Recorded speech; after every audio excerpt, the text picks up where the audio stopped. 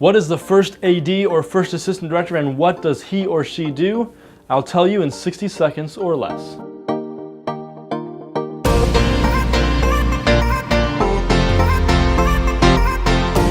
The first AD or first assistant director is primarily responsible for running the floor, maintaining a smooth operation of the set during each day of shooting, as well as the overall progress of the shoot. Not to be confused by the phrase assistant director, the AD does not actually have any creative control over the film and is more responsible for the logistical side of things and facilitating communication between the departments and the director, and in that way assisting the director. The first AD typically calls the roll, which means telling sound or camera when to roll, communicates to the crew what's being shot and what's up next, keeps the crew on time throughout the course of the day, gives direction to background actors, relays cues for cast and crew, facilitates communication between departments and the director to make sure everyone has what they need, ensures that the ball does not get dropped, and delegates many other logistical tasks to the second, third, and other assistant directors. The first AD has a very high pressure position where just about everything that goes wrong gets blamed on the first AD. This role requires a focused and well-organized individual who can handle the pressure